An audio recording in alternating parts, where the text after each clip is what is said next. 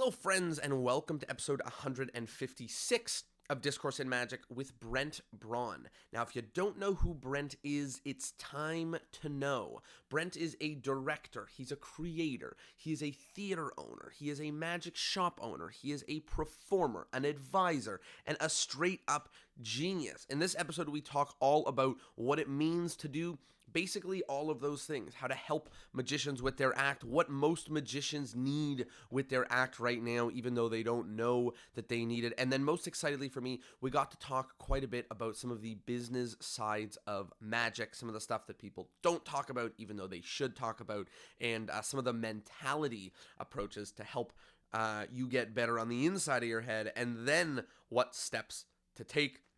The last thing I'll say that I think is very cool is, like I said, Brent does so many different things in Magic, and I really, really appreciated that about this episode because Magic has so many different areas and so many different facets. So if you're not a performer, you might be a creator, you might be a director, you might own a theater, you might help with business, you might help with ticket sales, and so on and so on and so on. And I think episodes like this really help open up the world and open up your eyes or my eyes to the different things and the different careers and jobs and positions that could exist in Magic. So I love this episode. I had such a great time with Brent. I think you will too. Here it is, episode 156 with Brent Braun.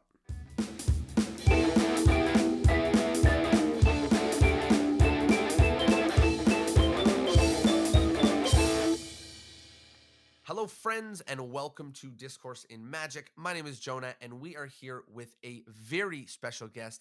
He is a magic creator. He is a magic performer. He's a magic consultant, advisor. He's a show producer, a magic shop owner. This guy is everything to magic, and I'm super excited to dive deep in. We are here with the one and only Brent Braun. How are you? Not bad at all. How are you, Jonah? I am doing very well, and I'm excited to talk magic. And you know, we were talking a little bit about some of the things that you do before we press record. And you know, anybody who does the work in magic that relates to the theory and the business and that stuff, those places where no one's doing their homework but everyone has to. Those are the people that really, really excite me. So I'm super excited to really get into this. Let's start at the very beginning. How did you get into magic? Yeah, I mean, I wish it were a glamorous answer. It's not, unfortunately. At the age of 20 years old, I became a single father. So I was raising my son in my house by myself.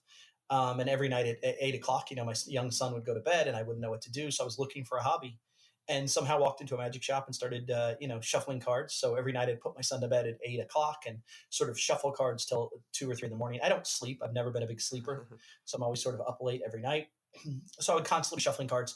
And then when my son would go to his mother's house for the weekend, I would sort of go out to bars and restaurants and meet new friends, right? Because when you get a divorce, the thing they don't tell you about is that you lose not only the house and the cars and those sorts of things, but sometimes you lose your sort of friendship circle, right? Mm-hmm.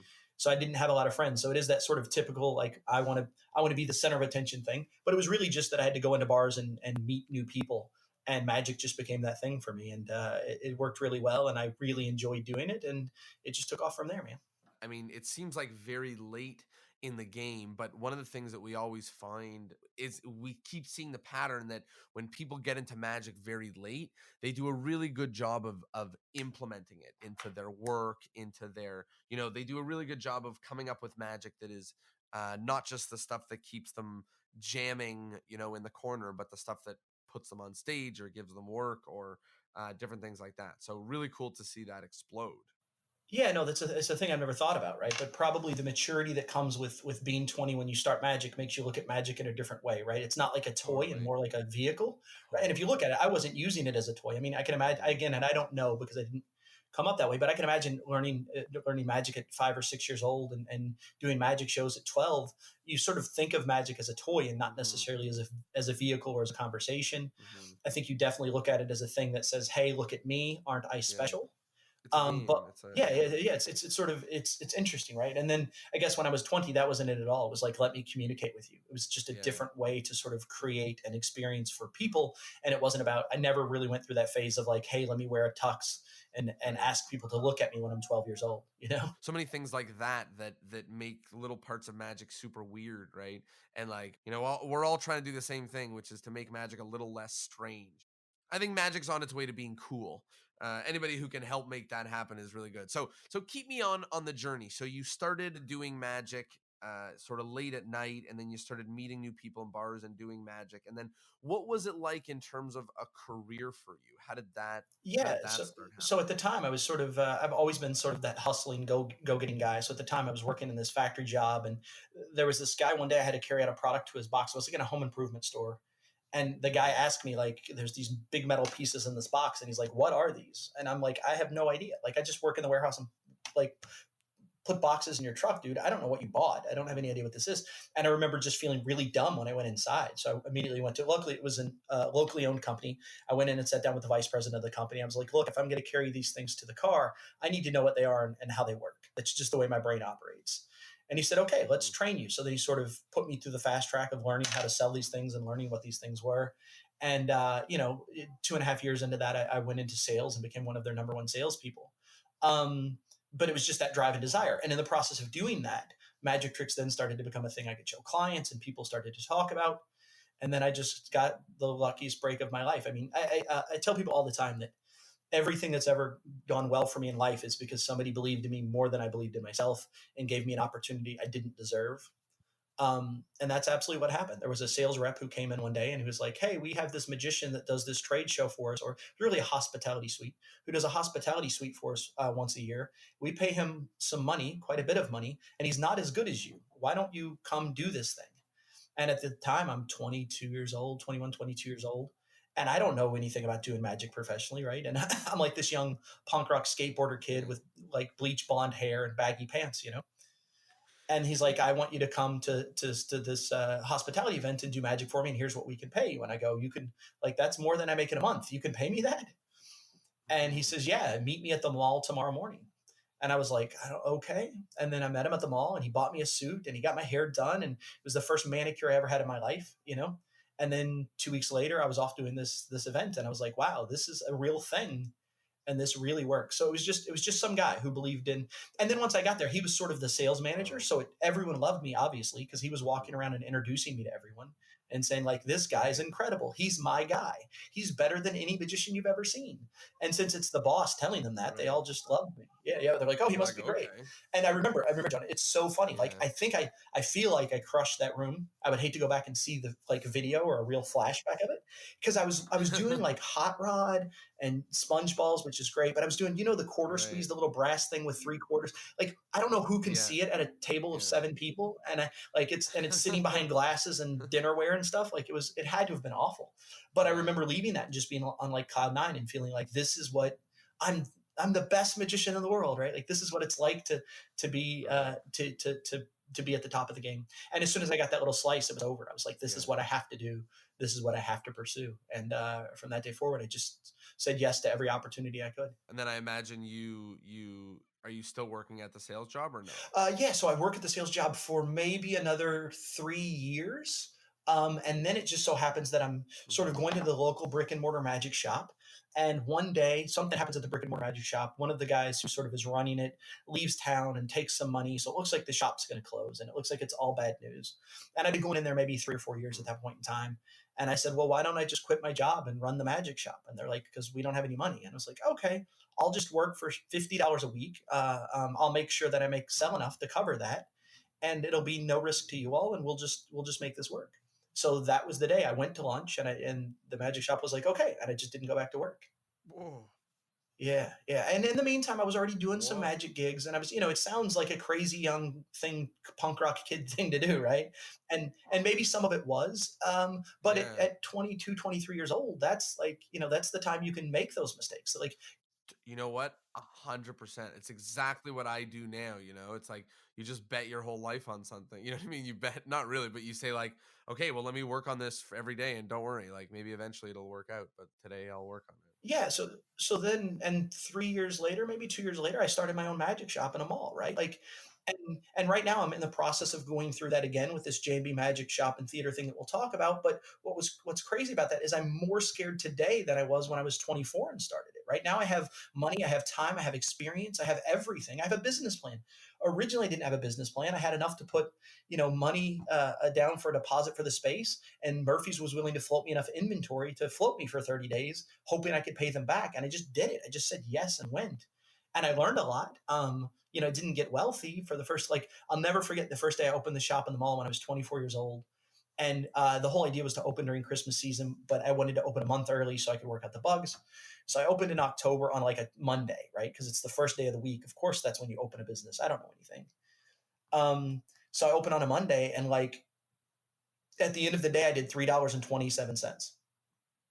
Like, I'll never forget it. I had $3.27 in the till, and I shut the gate in the mall, and I just go to the back, and I just sit down, and I think, like, what have I done with my life? Like, I only wrote a short-term lease that time, so I was only in for 90 days or something. But I was really like, I thought you just put up a sign that says magic shop. Everyone loves magic. Everyone just comes in the door. I just thought I thought everyone, I made the mistake to believe that everyone loves magic as much as I do, and that they don't need to be sort of sold on it. Yeah, yeah, yeah, yeah. And then the weekend came around, and by the weekend, all the sort of people that loved magic had found out we were there. So by the weekend, we had a great weekend, and I sold a bunch of stuff, and like, I knew it was going to be okay. But that very first day, like pulling down that metal gate in an empty mall and being all alone was like shit. Like, it was tough, right? Like, it was a brutal day. How long were you running that shop for? Yeah, so I'm always horrible at timelines. My wife will tell you I'm just horrible at timelines. But I think it was around 6 or 8 years that we had Okay. that J&B Magic Shop open the first time. It was open in the mall for 3 plus 2, about 4.5 to 5 years. And then we went into another space that we're open for another 18 months, I think. And were you doing magic shows during that time? Of course, yeah. I mean, the whole idea of a magic shop is, we all know that brick and mortar magic shops can't make money. But you use those to catapult you into everything else, right? That's the main goal, is to catapult you into everything else. I say all the time, when people ask me what I do, the answer is I don't do one thing. I do 9 things, because then when I fail at 3 of them, the other 6 do okay.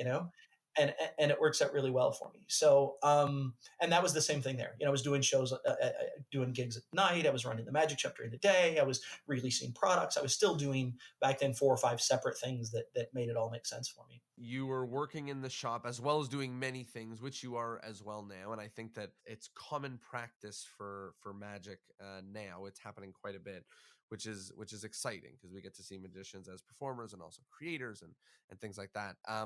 And then let's talk about what happened. So the store eventually moved and then closed down. And then what did you start doing with your magic time? So at that time, I took that first year off. When I closed the magic shop, I sort of knew that I had some, because when I moved the location, I got into some debt. So I had some debt I knew I had to clear up. So I had to sort of work on a magic project. So that's when I released my first DVD called Dex, Lies, and Videotape. And that just made me enough money to sort of pay off everybody that I owed money to for the magic shop, right? Because I didn't want to be in debt. So I took about 6 months off to self-produce that. That video was really just I called it a video notebook, because it was just videos that I'd been filming in the back of the magic shop. Every time I would have an idea, I would film those ideas, and then I would log them in these videotapes, and then I could go back and watch them later. So then I just sort of pulled out my catalog of video ideas, and I took out the 9 or 10 items that I liked, and then I put them into this project, which was the first video. And it did really well with Murphy's, or I guess it was a DVD at the time, but it did really well with Murphy's, and sort of it did well enough to get me out of debt. But by that time, I was burnt out on magic. I was sort of frustrated because I'd failed in it, and I felt like I'd chased my dream and hadn't done it. The wife and I at the time were about to get pregnant again. This is my second wife, but we're about to get pregnant, have kids, and settle down. So I wanted to be home more. So I took a job. Not ended up working at like a design center, like a home improvement store here in town, but it's more like a high-end kitchen design center. But I didn't take the job because I wanted to work in home improvement. I took the job because the guy that owned the building, again, it was locally owned, and the guy who owned the company was just an incredible individual. And I knew, like, he can educate me. I failed in business because I want to didn't work for this guy. I want to work for this guy. I don't care what he needs me to do. I'm going to go in and work for this guy. It was the same thing. I went in there working in lighting sales. So I worked in sort of their place where they sell residential and commercial lighting, because I had a little bit of a background in that. And then from there, it just worked up to be a retail sales manager. So in 2.5 years, I worked myself up to, sort of 17 salespeople underneath of me, and managing multi-million-dollar sales budgets, just because I listened to them. And that's what I was there for. I was never in that job long-term, and I was never in that job for anything other than, this guy is smart and I need to learn from him. And the thing that I really learned from him was that I was always looking too narrow, right? I was always looking at how do I pay how do I pay rent this month, Right. right? What am I going to do this October? And one of the things that he really started to do for me was talk about, I'll never forget, we were sitting down and having a conversation about he wanted to put solar panels on the roof of the building. And he was talking about how they would pay themselves off in 25 years. And I'm Hmm. thinking, like, you're 50 right now. You're going to be dead Yeah, by you the won't time even those work things pay. there. Yeah. Yeah, right, right. You're going to be dead by the time those things pay off. Why are you even thinking that way? And I remember just then sitting down with him, having a long conversation later that day about how important the long term is. And I'd never looked at it that way. When I was young, and I think that's the fault of being young, is that it's great that you don't think things through and you can just have the energy to say yes to everything. But the fault is Hmm. sometimes you're not saying, what am I going to be doing when I'm 30? You know? Right. So one of the things we do a lot at the Magic Firm is talk about the original conversation we always have is, where do you want to be in 3 to 5 years? And what does that Right. look like? Because we can get Right. you a gig next week, but that's not doing you any good, right? We can get you a Right. gig in 2 months, but that's not doing you any good. The big conversation is, where do you want to be in 3 to 5 years, and how do we put you on a trajectory to get there? So let's start talking about the Magic Firm and exactly what that is, because before we dive into, what it can do for people right now, but also like just so people can better understand what the Magic Firm is, I wanted to talk just about how amazing it is that a Magic Firm could exist, right? Like Sure. this is a company that exists to help magicians with their performance, with their success, with their business, with their scripting, with their everything. And it's just amazing that we're at this point right now. Can you talk a little bit about, its creation and sort of knowing that this thing was coming and there's room in magic for this to even exist? Yeah, yeah. Again, it all just sort of happened by mistake, right? It wasn't supposed to be a thing. But when I had my magic shop open, so when I had the magic shop and the magic theater open in the early 2000s, originally, I had a theater in the back and we were doing shows, and I had a background in theater a little bit, and I just did a lot of shows and paid attention. I very analytic. Like, I play a lot of board games, and I like sort of understanding. I'm a problem solver at my core, right? Like, I don't know that I would have ever been a magician. I enjoy solving problems. So, like, the reason I like to play a board game is because I like to, at the end of the game, after I've won or lost, I like to look at my resources and realize exactly what point in the game I might made the wrong decision, or where they made the right decision and how I let them do that. And I love to sort of look at things that way. And it's the thing that I saw most magicians weren't doing. They were just showing up, having fun, and going home. And that was sort of slowing down their success. So people would come in and do my theater show, and they'd do, 2 shows in the weekend or 4 shows in the weekend. And when they left, they'd just be better, because after the show I would sit down with them and say, like, let's talk about why this joke didn't work. Let's talk about why doing this routine after that routine doesn't make sense. And there were things they weren't even thinking about. They would just say, the second routine didn't work, I don't know why, I'm going to get rid of it, right? And I was trying to look at it more sort of from a different perspective, from a wider perspective, and say, well, why didn't it work? Maybe it didn't work because the opening line wasn't strong enough. Maybe if we just change that, the whole thing would get better. So in the process of doing that, I just took a lot of friends that were coming in and out of my building, and I just saw them get better. And then they'd sort of go home, because these are guys who were driving in from 3 or 4 hours away to perform in the show. They'd go home and their friends would say, like, wow, your show's so much better, what happened? And they would, just sort of became the guy that people would be like, oh, go see Brent in Clarksville and he'll make you better, right? Right. And for me, it was just, I was young and had energy and didn't need money. I was just helping people, Yeah, just you're helping just people with helping their people shows, with and their and shows. in the process, Yeah. knowing that it was an education for myself, because I wouldn't always get it right. But when you left, Hmm. eventually I had figured it out, hopefully, and then I knew a little bit more. I had one more thing to put in my tool belt, right? One more thing to put in my bag. Hmm. I sort of say it's a lot like designing uh, uh, airplanes, right? Like, I don't want to be in the airplane when it crashes and burns. I want to be the guy on the ground who looks through the rubble and says, "Well, it sucks to be Fred, but let's build another one and send somebody else out there," right? And I always enjoyed that, almost more than I enjoy the process of performing. And not that I don't enjoy performing. When I'm in the moment and I'm on stage, I'm great. But I'm classically that guy who, before I go on stage, like, my wife won't talk to me a day before I have a show, because I'm just angry and miserable for a day before. But then as soon as they say my name and the lights are on, I'm in my element, and I hit stride, and it's perfect. But not always perfect. I'm not trying to, but No, I know what you're saying. As a matter of fact, like I almost want to put a pause on what we were talking about just because, I feel that so much that I'd love to understand, like, do you still do a lot of performing now? no, no. Now I'm doing maybe 40 to 50 gigs a year, not a lot at all. And how do you feel about that? Because I definitely resonate with what you're saying right now, where like, a lot of the joy in magic for you comes from, the problem solving and the fixing and the tweaking and the business plans and the magic and all these different stuff and the words and all these different things. And that you like the when you said like I don't like performing, and then you said no, I do like performing. I like it when I'm out there, but I really hated it before. And I'm like, wow, it really sounds like you're describing me. So I'm just trying to better understand like how like how do you feel about it? Are you unhappy that you're not performing as much? Do you feel comfortable with No, I've, where I've I've that's sort of sitting? found my voice and I've sort of found my place, right? And that is that. And so when we talk again about the theater and Magic Shop and opening, it's a 32 seat close up theater, and that's where I'm comfortable. I'm comfortable in a room full of 20 to 30 people, having a real conversation with them and sharing magic on a sort of deep and passionate level. But I feel like I'm not comfortable when I'm doing that same thing in front of 300 people or in front of 400 people or in front of 1,000 people. And that's the shows that unfortunately sort of make you the most money, obviously. But it's also what I eventually had to push away from because it just doesn't feel for me the way that being in front of I mean, ultimately, and I've got a new book coming out in a couple of months, Plots, Ploys, and Other Cons. And there's a trick in that book that's the single strongest trick I've ever created, and it's for one person. You can only do this trick when it's you and one person in their house and you guys are alone. That's the only way you can do that trick.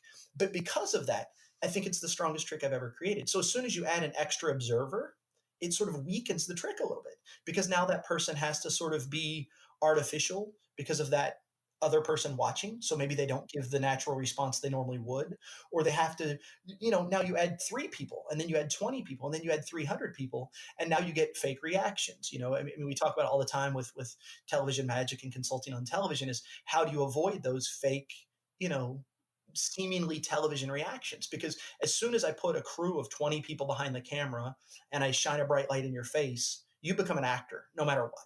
No matter who you are, you become an actor. And that's what I don't like. That's what I don't enjoy is the artificialness of magic. um, and that's why where I'm performing now that I enjoy, and that's why I'm building this 30 seat theater, is because I want to be here in this moment with you. And I think that 30 people in my mind, I've decided, is about as large a room as you can do that in. Wow. That all sounds right on the money. If somebody wanted to hire you for an event for 500 people, would you do it? For an event. Yeah. Yeah, it depends on the event, right? Because the other thing that I've done in the process with the Magic Firm is worked with a lot of other performers, so I know who's stronger than me, and I know who's better at a thing than me. And since I'm not in a position to make, so if we look at the Magic Firm in general, our sort of mission statement is make better magic. That's it. Our whole goal. And if you ask me if I'm going to work on a project, the question I always ask myself is, will this make better magic? Right? If this will make better magic, then the answer is yes. So if you want to book me to do a thing and I know that Jonah's going to do a better job, I'd prefer to book him because I think it leaves the magic in a better place, right? And if Jonah wants to pay me 20% of that so I make a little bit of commission, those things are great. But the real answer is who's best for the job, because ultimately, if we send you out and you're better than I would have been, then the 300 people that see you are now fans of magic. So now when one of them wants a close-up guy who only works in 30 seat theaters, hopefully that job comes back to me and they go, or they just hear about my show and they go, man, if you like Jonah, have you seen Brent's thing downtown? You should go see that. um, and then they come see me and I get to give them what I really want to give them, not the artificial me in front of 300 people not doing what I really enjoy doing, you know and I was going to say, and we are in a place now where 30 seat close-up shows can work. I mean, I give tons of credit to that, going back to Matt Franco and America's Got Talent. I mean, I think that he was doing close-up magic, and sure, he was doing sort of standard magic bits, but he had a great backstory. He was an attractive guy, middle America guy. He had everything going for him that made America love him, and in turn, I think it made them love close-up magic, right? And because of that, I think those at least in America, those venues exist everywhere now. There are places everywhere where you can do 30 seat close-up shows, and where you can even book a cocktail party with 150 people, but do 5 shows over the evening that are 25 minutes long in a separate sort of a room.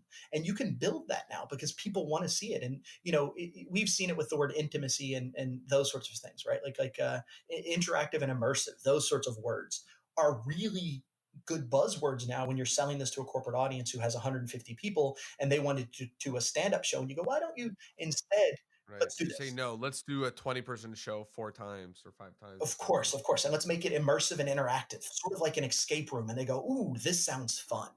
And now you sold it in the right way. So that exists in a way that it hasn't existed before. And I think we're seeing that now with even on Netflix with DMC show and with Justin Willman's show, which are doing really well. It is that people want to see Close Up Magic. They always have. I just don't know that we've ever sold it or had the ability to sell it in a way we can now. Let's move forward and let's talk a little bit more again about the magic firm. So you guys are a full-on magic. What do you call it? I don't want to. I want to say a full-on magic agency. Like, what are you? Magic advising? What is it? How do I explain it? We say it's a magic business consulting company. A magic business consulting company. Right, right. And I put the word business in there because I think a lot of people think in magic today that consulting is I think we confuse the term creator with consultant, right? And because there are a lot of guys who create good magic tricks, those magic tricks end up on television and then all of a sudden they become a consultant. But if you see the real guys, right? When I've worked with the real guys who are working behind the scenes as real consultants on television shows, they're not creators. They're the people who are working on the budgeting, they're working on the illusion outsourcing, they're working on the rigging, they're working on all these aspects of magic that most people don't even know exist, right? They just think that, like, oh, I created a trick, I can be a magic consultant now. So I wanted to clarify that when we opened the magic firm. And I wanted to say, hey, look, if you want to make a living in magic, or if you want to not make a living, but you want to put on a show or you want to do a thing, any sort of aspect of business from the marketing to the brand awareness to the brand management, we're going to provide all of that. We're going to provide you the ability to sort of turnkey this entire project, and we'll work on it from it's down to showing you the trick that we think you need to do and teaching you that, but all the way up to the lighting and the blocking and how you stand and what you say, and then further into how you sell tickets and how you get people to come to the show and how you get on the morning TV show and how you make this a thing that will actually be profitable, or at least not, you won't take a bath on it, right? First, when you say show you the trick you need to do, Sure. what do you mean by that? Yeah, I think that magicians, the shows that I see that aren't great in magic, and I think these are probably the most common shows, are magicians on stage doing the five tricks that they love. And the problem is the five tricks that they love don't tell a cohesive story and don't make sense together. But they love those tricks for whatever reason. When they saw that, they saw the egg bag and they were like, this is the best trick I've ever seen. So now in the middle of their show, they put the egg bag in just because they enjoyed it. And there's nothing wrong with that when you're finding your voice, right? Because the other thing I'll say is do work, always work as much as you can, and that you have to walk before you run. And that, I think in magic the other thing that we have a tendency to do is I phrase it as we like to slap the crayons out of kids' hands. And that is when somebody first comes up in magic and they're not good and they post a YouTube video. Instead of encouraging them, we say, oh, this is exposure, he's a hack, he shouldn't do this. Instead of sending them a message and saying, man, this looks good, but you flashed in this moment, maybe you need to look at this trick and look this thing up. If I can send you a video, let me know and let me help, right? So if we think of magic as an art, we need to encourage people who. We also need to understand there's some people that just want to draw stick figures in art. They don't want to be artists. They just want to draw stick figures, right? That's what they want to do, and they enjoy doing that, and they enjoy showing those stick figures to their families and friends and hanging them on the fridge. And there's nothing wrong with that. So you're saying like, so a magician you'll see a magician's act and you'll say, you know what, this trick, I know you love it, but you should maybe stop doing it because it sticks out like a sore thumb. But there's another trick I don't know if you've heard of, but by this guy, and I think this might be a really good middle trick for you. Like that's the kind of thing that you would say. Yeah, and a little bit more wide open than that. In that usually the question will be, why are you doing this trick? And they go, well, I saw, it was my grandfather's favorite trick. And I go, you don't make that apparent in the show. If you want that to be the reason you do it, make that apparent in the show. Say, hey, this is my grandfather's favorite trick. It doesn't.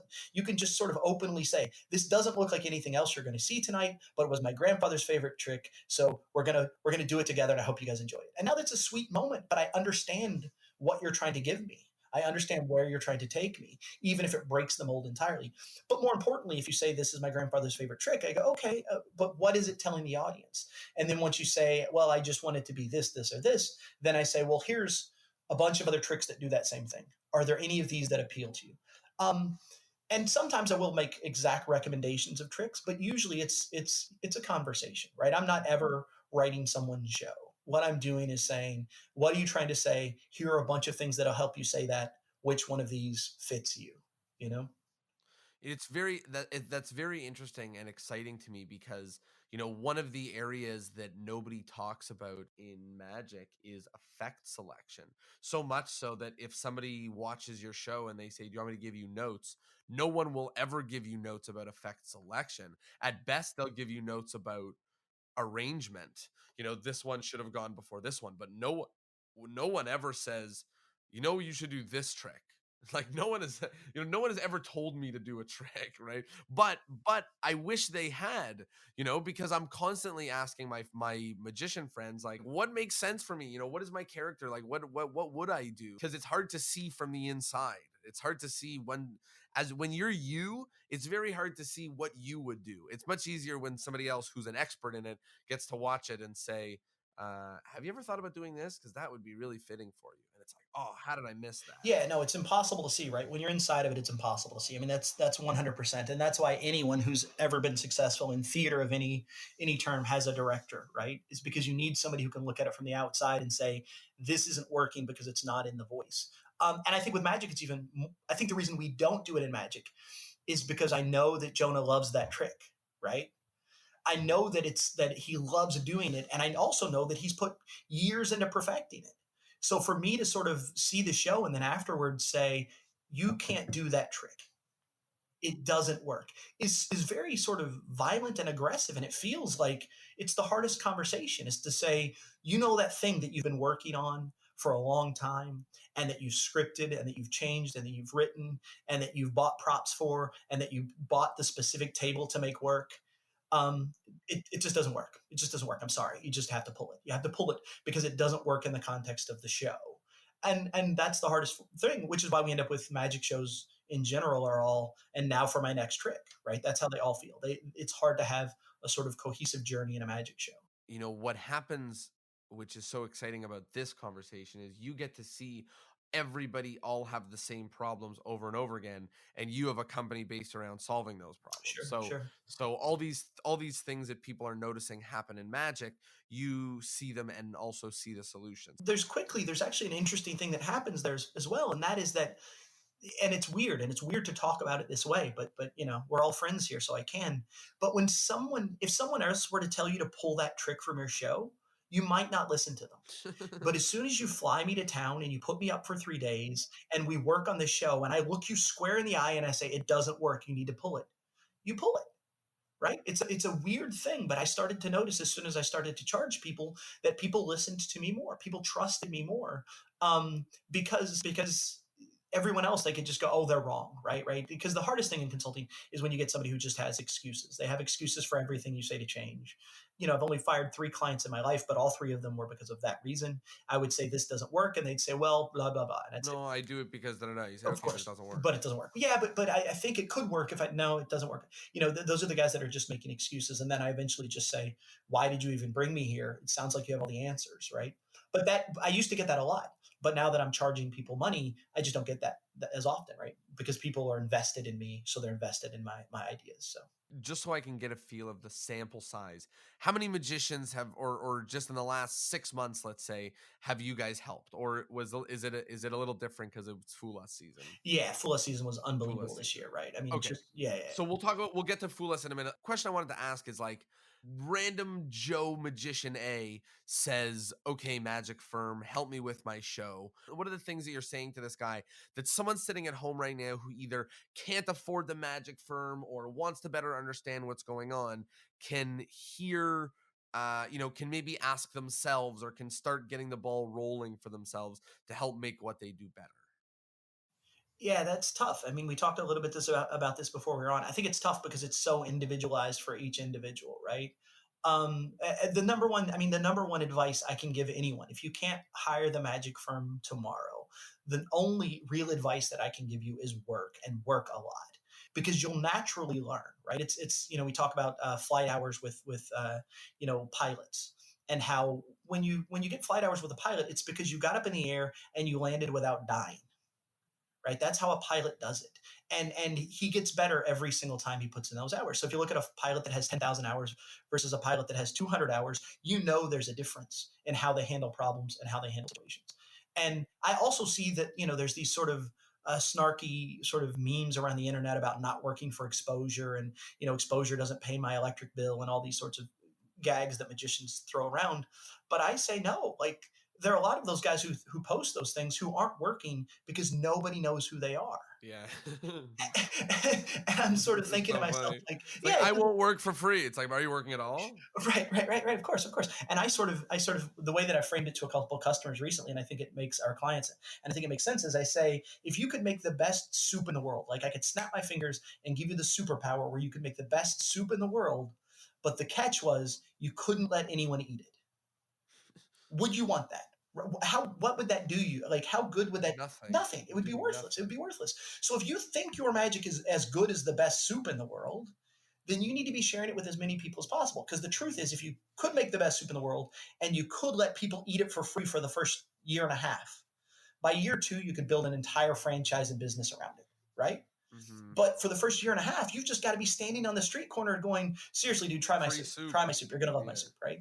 Yeah. And that's the thing. I think that's the mistake that everyone makes. When I have a lot of clients who hire me, that we sort of have the first conversation, and at the end of the first phone call, I just say, we don't need to talk anymore. You know where you're at. Go work, and then call me in 6 months and tell me, Brent, in 6 months I did 50 gigs. In 6 months I did 30 gigs.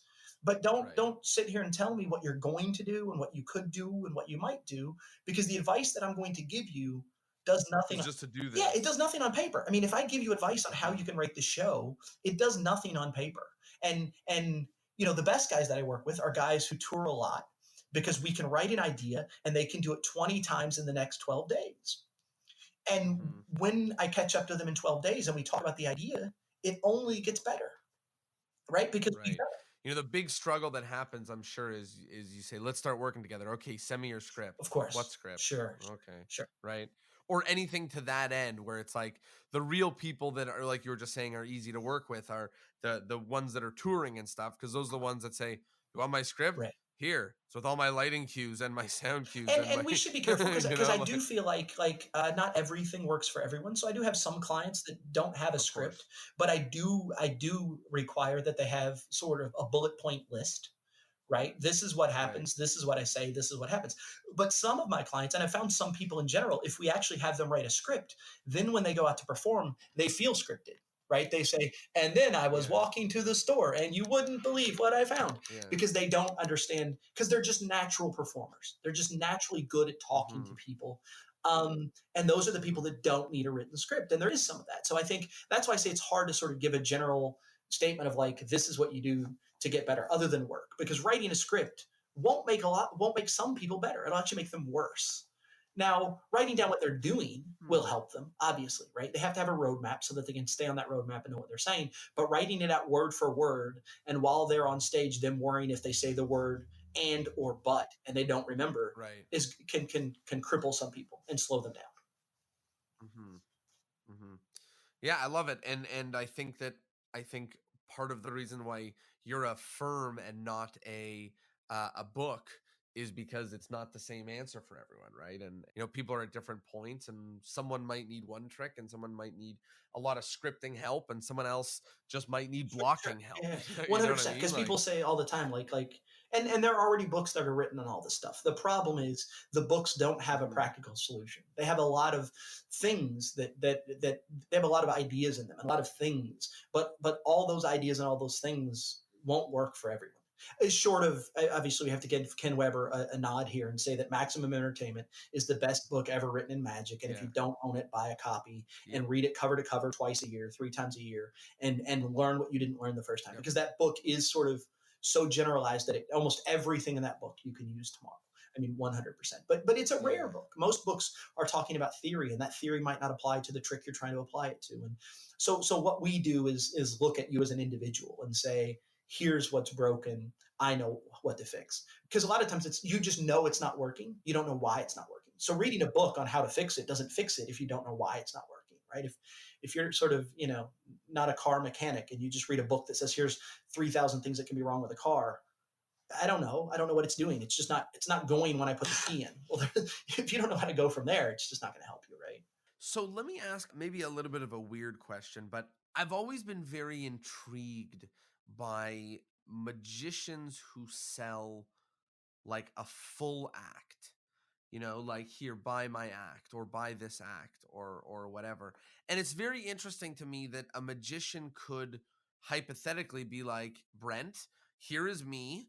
Like this is me. You can see me do magic, but I want us to make me a new act, right? And like you pick the magic, right?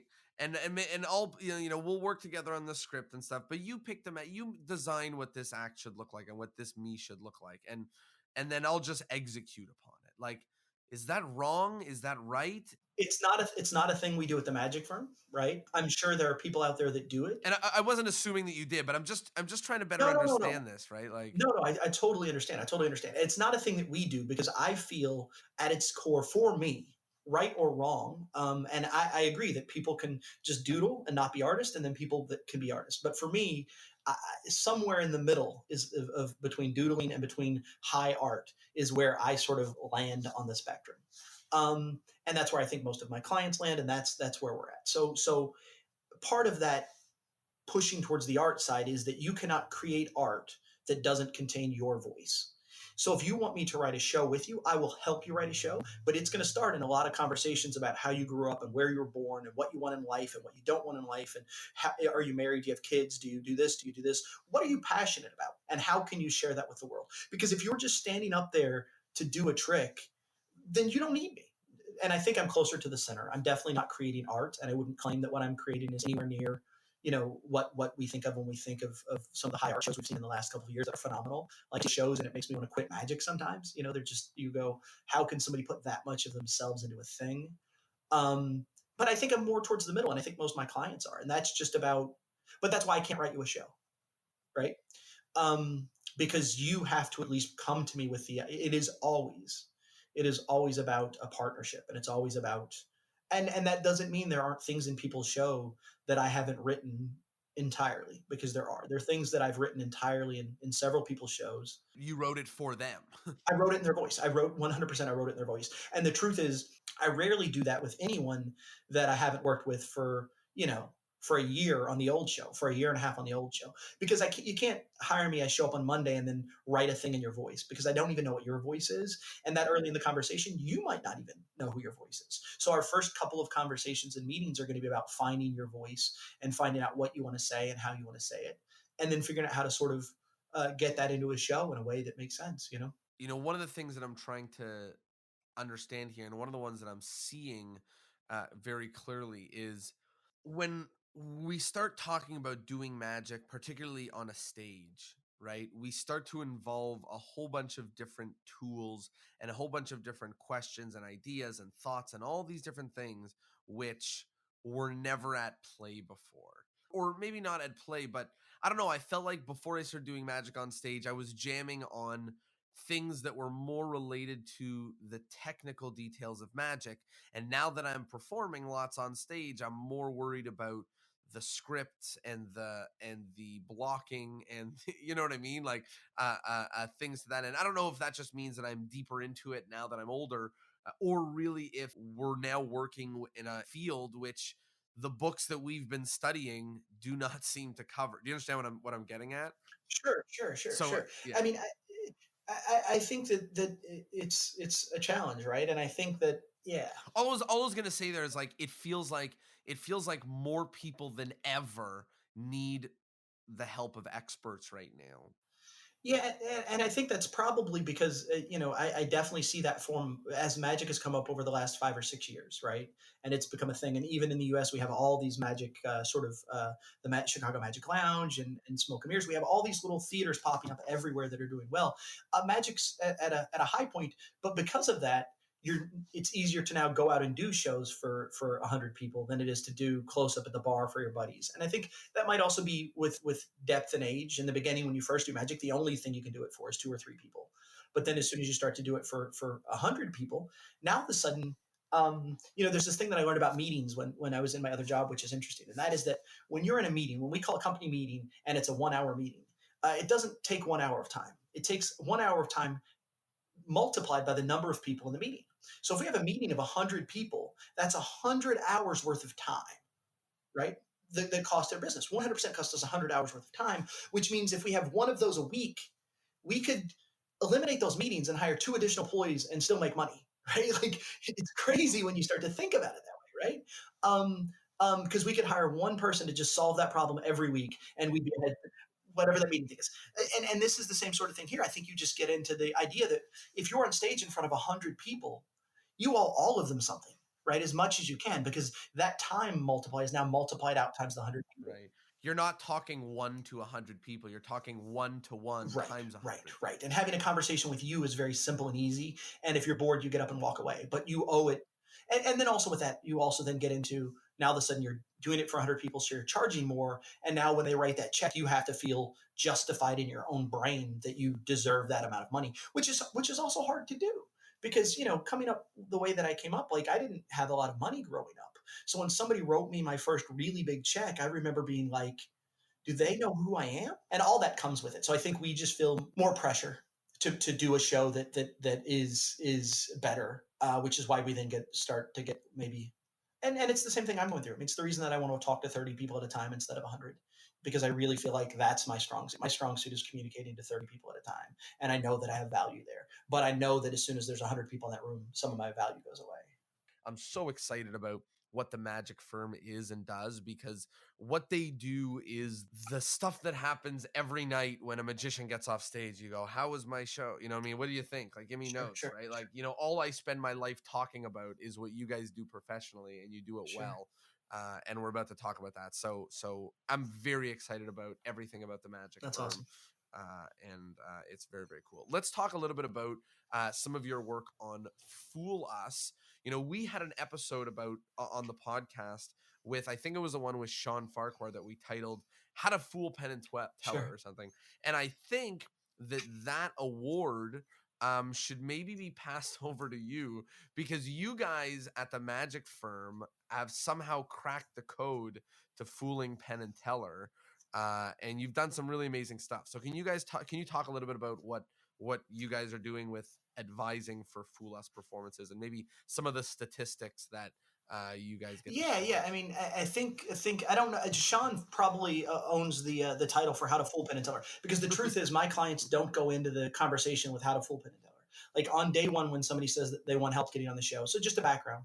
On season 2, which was the first season in the United States, I had a client who was actually 2 clients who were going to be filming for the show, and they booked me to go be sort of behind the scenes as sort of a brand ambassador and a brand manager on site. And when I went out there and I saw what Fool Us was doing, and I met the writers, the directors, the producers, and everybody behind the scenes, I said, this is a great group of people, and they care so much about magic. I need to be involved with this more. So then the next year, when they sent out the little email that said, hey, we got renewed, we're looking for talent, I called everybody that I knew and I said, let me help get you on the show. And then I've done that every season since, and we've booked a lot of clients to get on the show. This year we had 5 people we got on the show. They only filmed 60, so that means we're close to 10% of the talent they had out there this year. We brought. Now that being said, I had about 30 clients that I worked with this year, and 5 of them ended up getting on the show. And we just offer a package. So and if anybody's interested in that, they can get a hold of me at themagicfirm.com, and we can talk numbers and what it really looks like. But the number one question I ask those clients when they call me and they say, hey, Brent, I want to do Fool Us, I say, how important is it that you fool Penn and Teller? Where's that on your schedule? And if they say 100%, I don't want to do the show if it's not going to be fooling and it's not going to fool them, then I say, then we're not the right company for you. That's not what we're here for. If you want to get on television and make more money and have more exposure, right? if you want to do those things, and you want your magic career to be launched, and you want to be the most famous magician in your city, then we need to work on this, because you will become a decent celebrity. Right? There are people that will see you will go, oh my gosh, you're a celebrity, right? And more importantly, the people that book you will go, this guy's been on the CW network. I think magicians don't realize this is network television. This isn't some cable show. This isn't some internet show. This is network television that gets around 1.5 million viewers every time it airs, which is a big deal. But because of that, a lot of people will know who you are, and it can lead to success if you leverage it properly when it's released with the local morning shows, and then put together a theater show to ride on the back of it, and then you'll book a lot of work out of it, and it'll do really well for you in your 3 to 5 year plan. But none of that matters if you fool them. No one, and not that fooling them doesn't give you a feather in your cap, and not that it doesn't increase awareness in some way. But I would venture to argue that the most successful performer on that show of all time, who sort of went from being someone no one knew to being hugely successful, was Piff, and he didn't fool them, right? Piff doesn't fool them, but he tells his story and is so unique and interesting that it leads to everything big in his world. I didn't know who Piff was until that, and then I saw that and I went, wow, this guy's great. And now all of a sudden he's got his own show in Vegas and he's doing just fine. And it launched his career. It really did, and not because he got a trophy. You know, That's such a big thing that magicians know about the show. Penn and Teller know about the show. It's kind of, we all know the whole point of the show is just to feature amazing magic. And, that's the whole point. But, there is this little hope to fool them, obviously, because that's the point, the point of the show. But I think what you're saying is right on the money. And, we look at some of the best acts on the show, and it's just because we got to feature that act. I don't even remember, if they fooled them or not. yeah, no, all the time I get people in the real world who come up to me and introduce me as the guy who fooled Penn and Teller. I didn't fool them, but all the times I just go, oh yeah, thanks. Let me show you a trick, right? Like, but all the time people come up and they're like, oh yeah, this is the guy who fooled Penn and Teller. You're gonna love what he does, right? And it's just because I fooled them, so they assume that I fooled Penn and Teller, right? Um, yeah, so it's interesting. And the other thing, the other reason that I sort of fell in love with the shows and the producers is very early on, they sat down with me and had a conversation about like, this show is not about fooling Penn and Teller, right? It's a showcase for amazing magic. It's a showcase to show that magic can be incredible. It's just sold to the network under the premise of a game show because unfortunately networks are very narrow minded. And if it's not street magic or it's not a game show, they don't think people want to watch it. That's just where they've been. And which is sort of weird because David Blaine's original special now is 20 years old, but we're still riding on the sort of coattails of the idea that that's still what you have to be. And in the street magic, right? It's such a bizarre thing that 20 years later we still haven't cracked a new thing yet. I hope one's coming soon. But so then it rides on the coattails of America's Got Talent and these other game show style shows that everybody wants. From the network perspective, right? The network says game shows do well. This is a game show. The show wouldn't be as popular as it is if it didn't have that hook. It really wouldn't. It would have been a magic show that probably didn't do as well, right? Yeah, and obviously, it's a treat if you fool them, or if it's a treat if it's a part of that. But the big thing is to be featured on that show, and you guys do, I mean, a great job. How many? You said 6 this season? 5 this season. Yeah, yeah. 5 this season, which is unbelievable. So really incredible, and it's cool to see, like you said, it's like 10%, right? So you got a real hand in what the world is seeing of magic. And it's funny, we think of magic advisors as people who advise for the biggest shows, but it's funny because now you advise for the people that are on the biggest show, right? It's the same reach, it's the same, like, so it's incredible, that I could hire you to be my advisor for a few $100 or $1,000 or whatever, and then so could the person who you're featured in front of 10 million people. And that's amazing. And it's just one of the things that I love about magic is how accessible this community is, right? You can reach people, and now you watch an amazing act and you can reach the people that help them make that act amazing. Sure. Yeah, yeah. It's phenomenal. It's really incredible. And it's just that we're sort of sizing up between that point now where technology makes we're all interconnected in a way that we've never been before, and we're already a small network. I remember I don't remember what it was, but there was some convention in Nashville a couple of years ago or something that my wife was talking about. It's like a knitting convention, and a knitting convention has 25,000 people coming out to knit. And now all of a sudden you understand like what a niche magic is, right? Right. Is, yeah. When I go to the biggest magic convention in the world in Blackpool, England, and there's 5,000 people there, but in Nashville, Tennessee, there's 25,000 knitters that show up to knit, and you're like, this is such a bizarre small world we live in. Like, I don't think we realize how small the magic community is because we're in it all the time.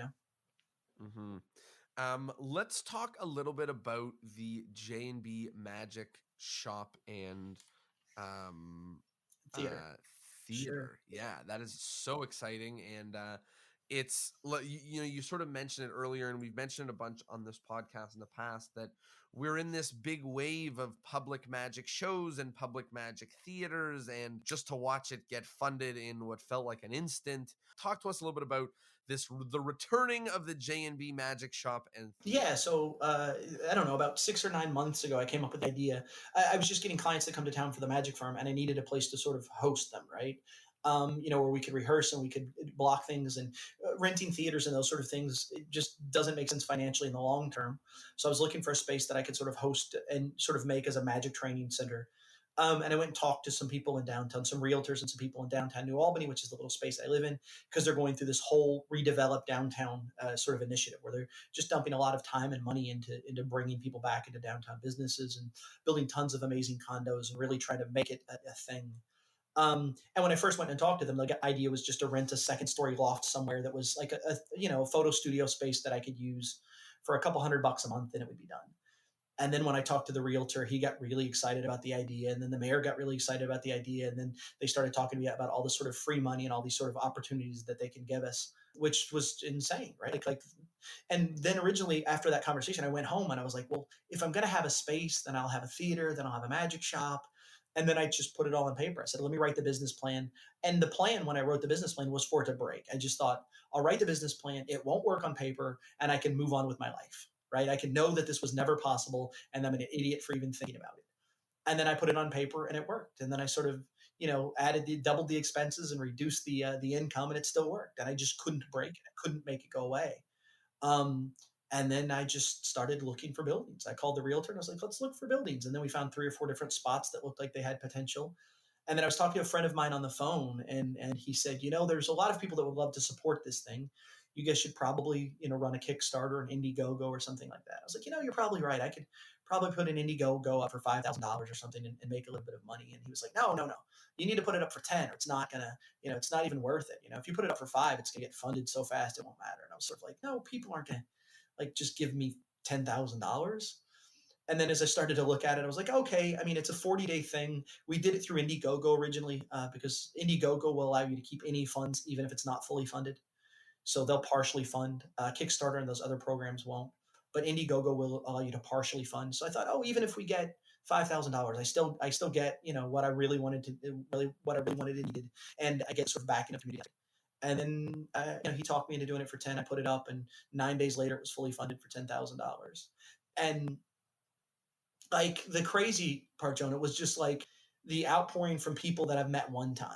Some guy that I did a show for 3 years ago who just sends me $500, and I recognize his name. I go, that name looks familiar, but then I look him up on Facebook and I realize it was a guy I did one trick for in a bar 5 years ago who just gave me $500. And you're like, that's how we affect people. And it was the first time I really had sort of sight and scope of that, right? Because normally if I affect him, he goes on with his life, I go on with my life.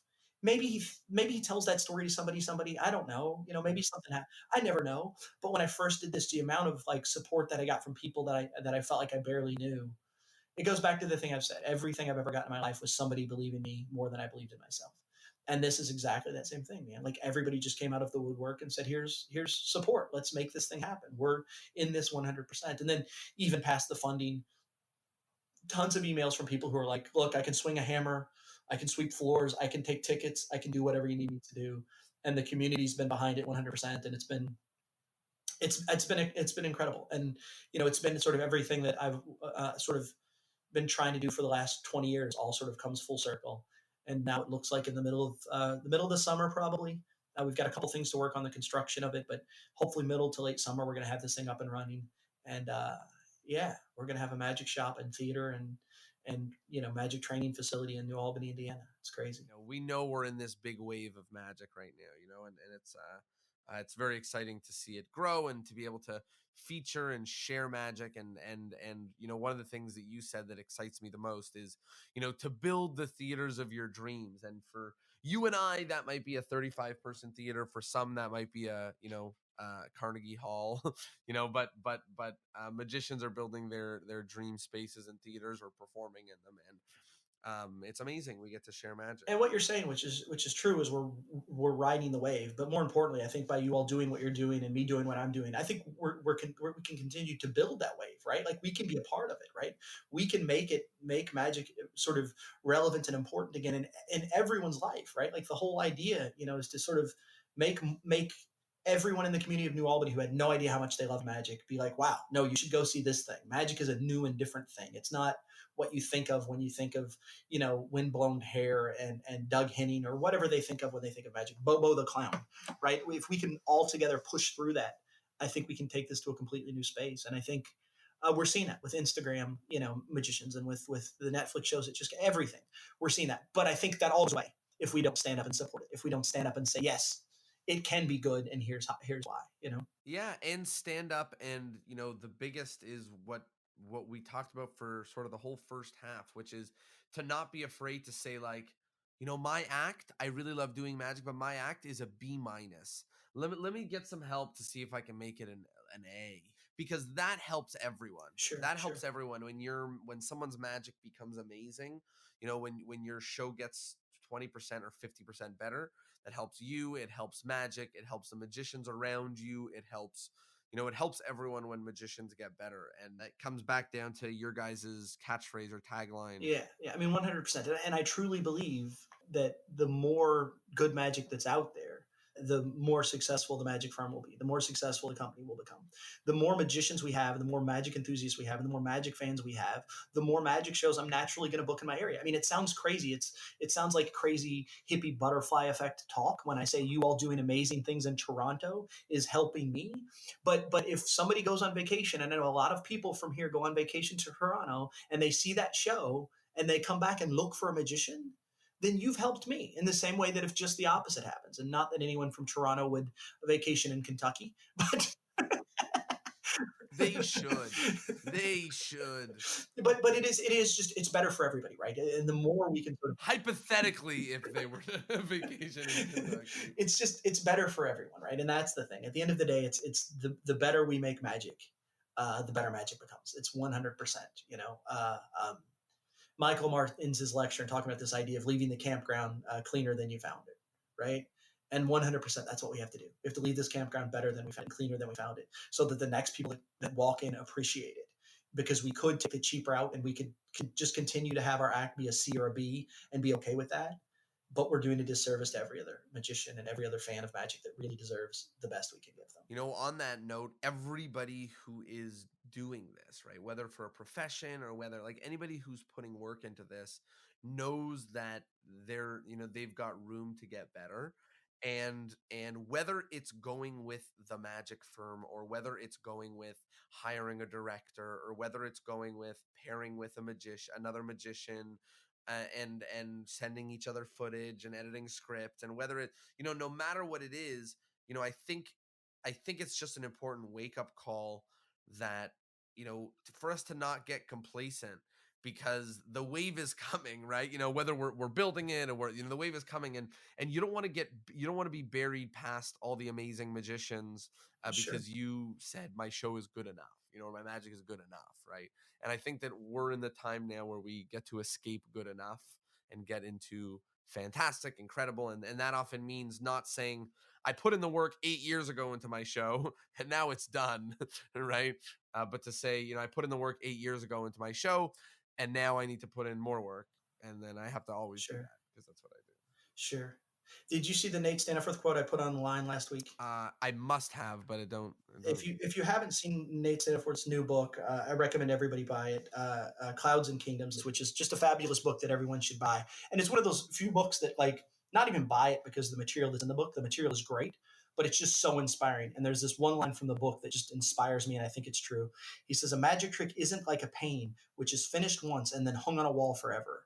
A magic trick is built from the ground up with each performance. And this means that every show is an opportunity to make it better and better and better." And that to me speaks to all of it, right? Because we're in the moment and because we're sculpting continually. It's the place you need to be. Every time you go out there, you have an opportunity to be a little bit better. And it doesn't have to be by hiring the magic firm, right? It's because you read a book. It's because you have a group of friends that you trust, that you have conversations with. But the key there is to listen to those people, listen to your audience, listen to those people, and just, you know, try every day, every time you go out there to make it a little better and a little better and a little better. But again, all that also comes with one thing, and that's the flight time. That's what I say. Do work, because better and better and better and better and better and better is better than just one better, right? Which is a For bizarre sure. idea. But if you only do the show once next year, it's not going to get that much better. If you did it 20 For times, sure. But you know what? You know what? I not to sure. challenge that, because the biggest thing I've ever done to do good is to just perform over and over and over again. But I will say that, like, they say the 10,000 hour rule, right? You're an expert at 10,000 hours, but like, my mom has driven 10,000 hours, and she is not an expert. Like, I wouldn't compare her. Just by doing something for 10,000 hours doesn't make you the best. And I think the same thing is true for magic. I think most people, the ailment that they need is flight time. I agree with you. But I do think that once you get flight time, you often need coaching or help or whatever. Otherwise, you're just doing the same thing over and over again, right? It's what you said there about it being a little different and a little better, and there being room for improvement. And you got to actually improve. And that means rewriting the script or watching back the footage again or hiring a director. You know what I mean? Right, right, right. Sure. No, in your example, your mom's not getting better at driving because she's not consciously thinking about getting better. Right? She's constantly thinking about it as a process to get from A to B. But if she came home every day and she sort of relived every moment and said, I was speeding here, I wasn't, like, I didn't use my turn signal there. If she really consciously thought every time, and that's what you're right, 100%. It is a combination of those two things. And I'm glad you phrased it that way, because it might even change my perspective later on, is that it is flight time, uh, sort of plus education time, or Plus, plus something exactly, else, exactly. plus after flight time, whatever that thing is. When you do land, you look back at. I'm sure there's some thing that pilots do where they read their log, or they examine something on those flights that didn't go great, and they talk about how they handled it. But that thing is what's important. That conversation is what's important, and having that conversation with other people who were there with you, because they're going to, again, change that perspective. You're so deep in it that you don't realize where it is, but somebody from the outside can really help you, and you've got to find somebody that you 100% trust. And sometimes that would be somebody even outside of the magic community. Find a separate writer or director, find somebody who's doing things that you like, and go to them and say, hey, I just saw this theater thing you did in Toronto and I really loved it. Will you come watch my show, and I'll pay you whatever you need to sit in the audience and watch me do this. And you'll find that a lot of those people are just passionate about art, and if they enjoy what they're doing, they'll donate their time, or they'll do it for way less than they probably should, because they appreciate that you've even come to them and said, hey, look, I respect you, can we collaborate on this, and can you watch this and make it better. They appreciate that you want to get better, but you've got to ask somebody. You've got to be willing to do the show and then say, hey, tell me why this isn't good. Tell me what you loved about it, what you hated. And that's the one that hurts, right? Is asking, like, tell me what sucked. Be honest with me. And that's kind of maybe the thing that I was trying to hit on there, is that, like, we got to not be afraid to get advice, bring on a second opinion, rewatch the video, like. And we do have to be careful with that, because you just nailed it on the head there too when you said tell them what sucks. And that is that we do have a little bit of a mentality in magic. We call it, sometimes, maybe wrongly so, but I sort of call it the magic club mentality. And that is that you can show up at a magic club tomorrow and you can do bad stuff, and people will tell you it's great, because it's not designed to make you better. It's designed to make everyone feel good about what they're doing. Yeah, by doing magic. And you have to be By careful doing of that. You've magic. got to find people who can be honest with you. You've got to make sure that the conversation is honest. And if you're working with somebody and every time they see you, they go, wow, everything was great, you're probably not working with the right guy. You're probably not talking to the right people if everything you do is bad. Mm-hmm. When I was much younger and much Mm-hmm. more sort of like aggressive, I used to go to these sort of magic club events and these things, and I would on purpose do bad magic just to find the honest people. Yeah, yeah, yeah. I would walk around the And room they'd and be I would like, find that's the great. And honest you'd be people, like, right? I'd do magic tricks for people, and then one guy was like, I don't really mm-hmm. get it. I'd be like, we're friends now. Right? I found you because everyone else in this room thinks they get it, and they all thought that it was good, even though there wasn't a trick. Like, I don't even do a trick. I just hold cards and I do this thing and I do this thing, and they just all went, "Wow, that was great." But you said, like, I don't really get it. What happened? I was like, "Yes, Thank you're you. my people." Now we get to talk. Now we get to talk. Yeah, yeah, yeah. It's fun. It's the big thing that we all have to focus on right now, which is actually putting in the work and getting better. And like, that's that thing that we keep returning to and keep coming back to. We are getting towards the wrap up point of the episode. So I've got a whole bunch of different wrap-up questions that Sure. that I like to ask. So the first is the endless chain. So in order to keep this podcast going on for eternity, each guest on the podcast is asked to recommend another guest. So who do you think absolutely must be interviewed on this podcast? It would share a lot of good insight for a magician. Wow, that's a great question. But just because of the brain space that I'm in right now, I would have to say Nate Staniforth, just because I Oh, just amazing. reread his book last week. If you haven't had Nate, let me know and I can make that happen. Done. But he. I've never met a single person that I think cares as much about their audience's experience as Nate does. Sometimes to a fault, and I love him to death.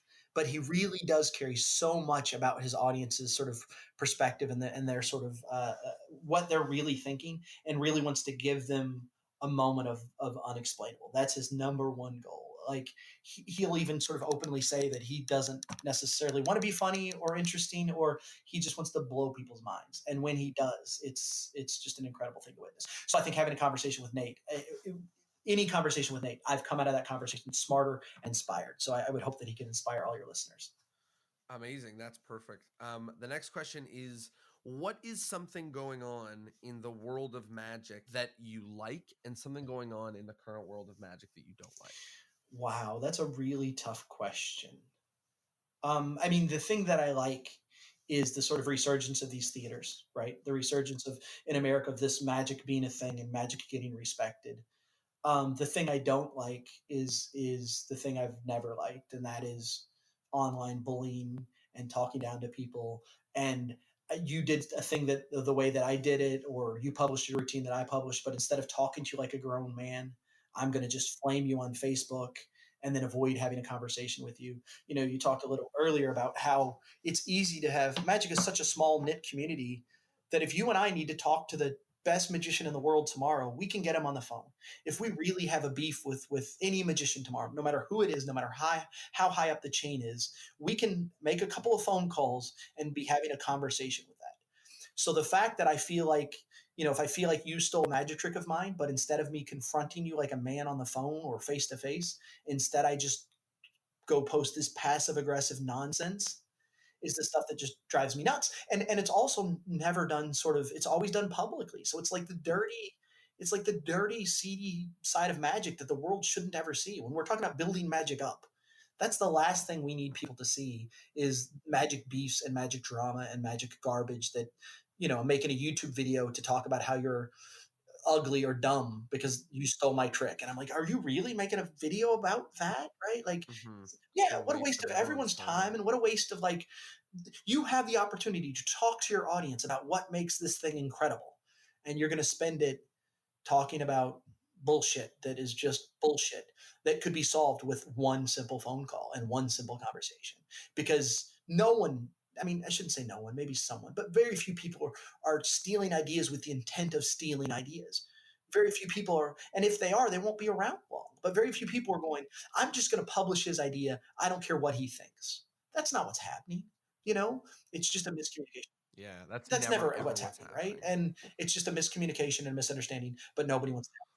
One of the things that I always say is I'm like, nobody, and again, Sure, not sure. nobody, some people, but nobody is Right. evil, right? So everybody is like doing things from their perspective and their like, point of view. And definitely step one is to figure that out, is not to be like, this guy is a monster. Like nobody's a monster. I mean, sometimes they are, but most And of the for me, time nobody. it's just not only is it petty, but it's petty on a scale that shows up on my Facebook wall, and my fans and my friends read it, and you're Right. like, oh, like that's brutal that they even know Right. that that Yeah, that I and then we have to interact and engage with of this course, yeah, right. What do nonsense. you think about this guy who did this thing? Yeah. I was like, I don't care. They're all, yeah, right, Yeah, right, you're right, like, I don't actually care at all.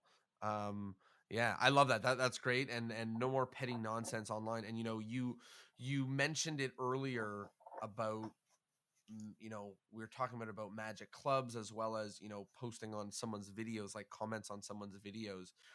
But it's just worth thinking about, like, just think about the communities that you're a part of, online and offline, and what you're doing to make those good places to be a part of. And if that means, if making it a good place means being more positive when someone posts something, great. But if making it a good place means not being more negative, but like we were mentioning earlier, like, not just being like, oh, good trick, dude, but being more, real and down to earth about the people's magic. Like, you got to actually be helpful. You got Yeah, to actually be, and yeah, 100%.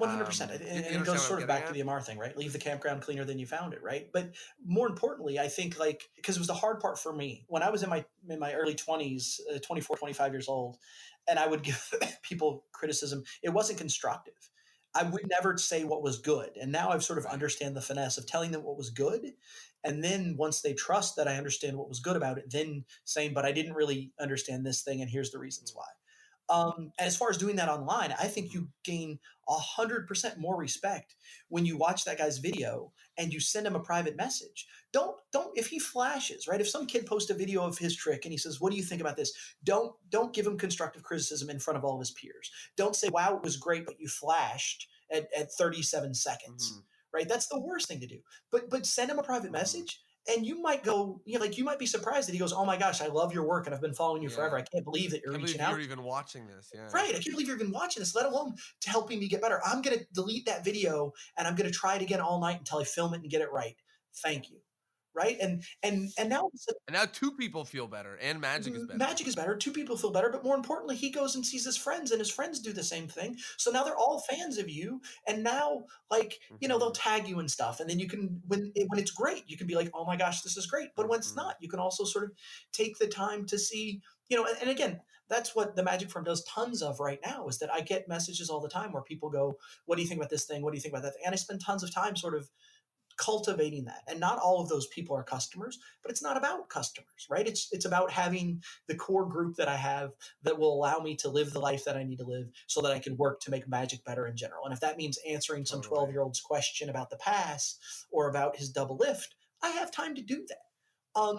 And one day that kid's going to be on stage in Vegas and remember me, right? And like, he's going to comp me at the door. I don't know, but and that's not what Mm-hmm. it's about. It's just about knowing, Yeah. like, Yeah. Yeah. Yeah. remember when I planted that seed? No, but that's when we see, that's not what it's about, but that's when we see the impact. Can I ask you a strange question? Of course. When you say, that your goal is to make magic better, is that like die hard, like, when someone says like I want to be a hockey player, like you're like I want to make magic better? Or really have you found, you like problem solving, you like success, you like magic, so therefore what your purpose that you've found is to make magic? You understand that? You understand the question? Yeah, yeah. So I think there's a difference between making magic better and making better Mm-hmm. magic, which is very subtle. Mm-hmm. But I've thought a lot about it because it took me a long time to sort of write the sort of business model that I wrote and sort of write that key phrase. And making magic better seems impossible to me because magic is such a huge thing.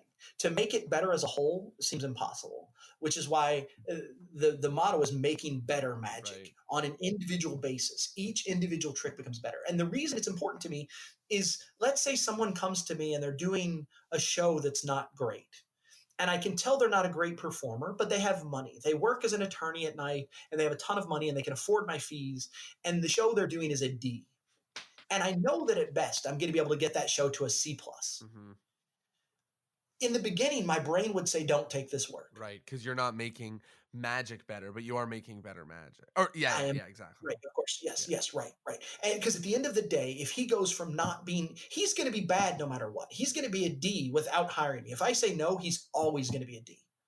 But if he can hire me and I can take him up to a C minus or a C plus, which is as high as he'll ever go, at least that's putting better magic in the world. It's making better magic. Is it making the world of magic better? Is it making the Who big ball of knows? magic better? Who knows? Who knows? But I do know that maybe someone in his show will be inspired in a way that they weren't inspired when they saw the show that was a D. Right. And if that happens, then it's just the same as me giving you a show and you getting better and you doing magic in Toronto and it helping Louisville. All that sort of stuff sort of works Mm-hmm. out. So that's the big difference, is that I'm not, it's too sort of, I don't believe in myself enough to believe that I can make magic better, But you can definitely make better magic. but I can definitely make better magic. That's it. I love Yeah. it. So in every episode, we've been talking for a whole lot of time, an hour and a half now, and we've discussed a whole whack of different things. And people listen to the episodes while they're driving or gardening or whatever weird things people do. And we discussed a whole bunch of different things. So instead of them leaving it being like, "Wow, Brent was great. I'd love them to leave it with something even more specific, a specific take-home point maybe about this episode. So I think both of us, you and I, both mentioned one thing from the episode that we thought was particularly important. For me, I mean, the one that really resonated with me was sort of you talking about, you know, your place in magic and the types of shows you like to do, the types of shows you don't like to do, and the types of work you like to do in magic. That resonated with me personally, and just taking time to think about those things is really incredible. But I love the thoughts about just focusing on making your magic better and how important that is, and like how you know, really trying to avoid complacency with this thing, especially because we're in this incredible growth period of magic, that like we should be growing too. We shouldn't just be watching it alongside from the bleachers, but instead, you know, we should be putting in the work, whether it's with the magic firm or hiring a director or a writer or whatever, you know, working with our friends or whatever, just putting in the work to make our own magic better.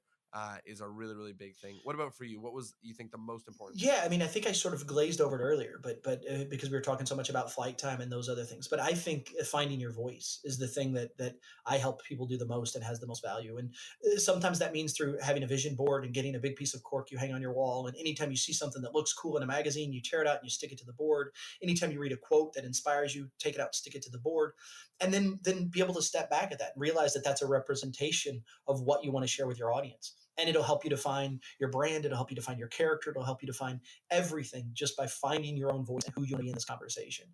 And I think that's the thing that a lot of performers miss when they're buying that, you know, that vanishing bandana trick and they're doing it word for word, line for line, the way they've seen it done forever. They're missing the ability to tell people something that's important and to use a magic sort of as that vehicle. So I think the most important thing is for everyone to go out and try to find their voice and know that voice has to be genuine. And that we see a lot of people doing like 3 card Montes when they're, you know, when they're 11 years old and talking about, Yeah, it's like when I was a, you're like, what are you talking about? Yeah. right, right. And it's so artificial and so fake. And there's a big difference between a character and a caricature. And I think a lot of times we get stuck on this idea of being a character and creating a character. And that's not what you do. Take yourself and amplify it times 10. Take your, you know, the other thing that I did, and this is probably the most important thing, I talk about, you know, earlier I mentioned the idea of making better magic.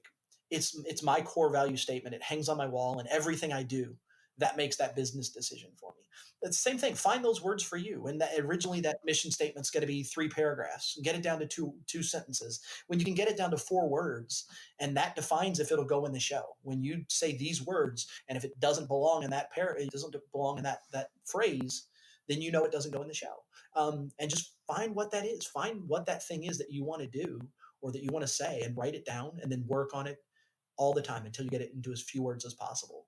And now it makes every decision that I need to make in this business is made on that one question: does this make better magic? Right? And that's incredibly helpful. You know, it's incredibly helpful when you know what tool you're using to make all of your decisions. It makes all of your decision making much easier. Yeah. I read a big. There was a big article in Forbes recently. I think it was Forbes, where David Blaine talked about his $1 decision making process, and his idea was that anytime somebody pitches a project to him, he just says, "Would I do this for $1?" And as soon as he frames it that way, he knows if it's the right decision to make. Because if he wouldn't do it for $1, he wouldn't do it at all.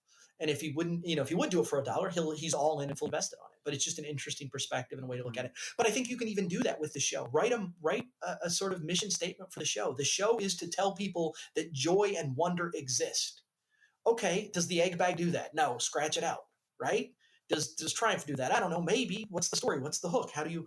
That's the thing. But if you can write that one line about what you want to give the world, it should change your perspective on everything you do.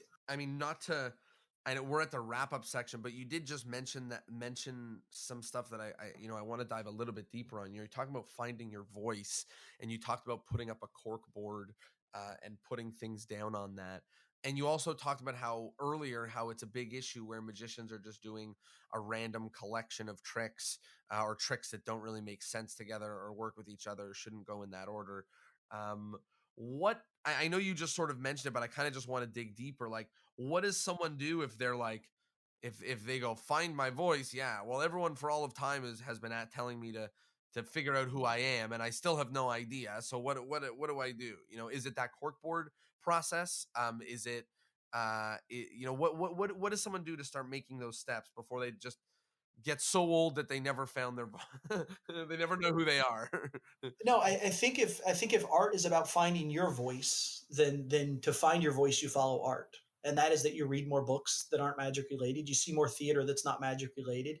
You listen to more music that inspires you, right? You listen to whatever it is. You'll find that inspiration. And there's someone out there. It's funny when we were talking earlier. I mentioned something. You're like, what you're saying sounds exactly like me, Yeah. and that's because at the core we're all the same in some way. There's someone out there exactly like us. So if you're trying to find your voice, more than likely there's someone out there in art or in the world who has your voice, Who's shared and it they've already? said Yeah. things that will resonate with you. Yeah, they've shared things that will resonate with you. You just haven't experienced it because you're too busy doing the egg bag routine that you like, instead of reading a new book, right? Right. Instead of paying attention to an Instagram page that's male Right. models. Like, I follow male models on Instagram, and my friends and family probably think I'm crazy. But if you want to know how to dress, there's probably not a better way to do it, right? Look at what they're doing on their Instagram and emulate it. You sort of, it's not about stealing style, but at some point it's about sort of being inspired by other people's style and other people's vision and other people's And voice. also what you said a moment ago about, like, you find the people that resonate with you, that are you, but they already thought about style, and you're like, yes, Yeah, yeah, yeah. someone, the other version of me already thought of Of this. course, one of the things that I talk about, and we talked about this with a performer recently who was trying to redo his entire style because he's sort of aging out of his current market, and he was trying to figure out Mhm. how to stay in his current market. And I said, well, find a celebrity that's in his mid 50s that looks good, and then do what he's doing. Right. So I don't care if that's George Clooney or Nicolas Cage or whoever you find, but then go Google search him and find every outfit he's ever worn. And then the ones that you like, cut them out and put them on your vision board. And now all of a sudden you Mhm. know that you can buy a gray suit, but you can't buy a plaid suit, or you can buy a purple Right. suit, but you can't buy a hat, because you're seeing what that Mhm. person's actually doing, because they're going where you want to be. And it doesn't mean that you're going to dress just like him and you're going to change your voice and you're going to become that person. That's not what I'm saying at all. I'm saying just look into the world for inspiration, because there are people out there Mhm. like you who've already solved this problem. Right? You just have to sort of Mhm. find those people and know that they exist. And you'll find, like, I can see some of my writing early in my career. I can see Kevin Smith in a lot of my early writing, because I loved Mallrats and I Mhm. love those films, and it's that sort of Right. smart, snarky sort of stuff. And I'm not there anymore. Yeah. But if I go back and watch some of my performances from the early 2000s, mid 2000s, I can watch and I can actually hear, like, sort of Silent Bob in my voice sometimes, and I go like, that's so Right. weird. And I've grown Right. out of it. And and I still have the moments of snark, and I still have the moments of sort of whatever Silent Bob says that was sort of deep and profound. I still have those moments, but they've become Yeah. me. But they only became me Right. because they started with a little bit of a hint of his voice, and then I was able to tone Mhm. them into me, and figure that out through years of work and practice to know how I would actually deliver the line. I love it. I love it. I love it. And I think there's plenty, plenty for people to work with. I know that we mentioned both of them, the Magic Firm as well as J&B Magic Shop and Theater. But as well as that, I know you've released some products. Where can people go to find out about all of those things, from products to Yeah, theaters to you? And they can yeah, be different everything's going to locations. be at themagicfirm.com. You'll be able to get all my products, all the consulting, all the work on there. You'll be able to get all the sort of magic and magician related stuff on themagicfirm.com, including all my products. That's where the new book will be announced when it comes out in a couple of months. So you'll be able to see everything there. Then the other thing you'll get is New Albany Magic will be JNB Magic Shop's website. So it's newalbanymagic.com. You can check there and you'll be able to get all the information. You can also find me on Facebook, Brent M. Braun. Uh, send me a friend's request. I love helping magicians and I love talking to people. So anything I can do to help, you can always find me on there. The other place you can find us is we're currently running our Indiegogo campaign for the J&B Magic Shop. You can find that. Go to Indiegogo.com, search for High Fives, Hugs, and Magic, and you'll find us there. You can donate some money, help us, put together a theater and a brick and mortar magic shop. I'd love to have your support if you're interested in doing that. Or if you're ever near Louisville, Kentucky, or the New Albany, Indiana area, we'd love to have you come and perform, see a show. Just again, anything we can do to help you get better and help us get better. We'd love to see you guys there. I love it, and I'm very excited to go there. I'm on a new quest to visit all of the little magic theaters that exist everywhere. Yeah, so we need to work on getting the Toronto crew a tour is what Well, we need to do. You guys need to put together that thing you guys are doing. Let's find 4 or 5 venue guys that you guys can come down and do it in a week. We'll have you do my shop, and we can get you a couple other places on the way back up, and it would be done. incredible. We're already down and already ready. Let's start planning. I love it. Amazing. Amazing. I love it. Thank you so much, Brent, for the incredible episode. This was so, so, so valuable. And of course, a big thank you to everybody at home who listened in and learned magic and is going to do what they can to not make magic better, but to make better magic. There you go. And I'll see you guys next Thursday. Peace.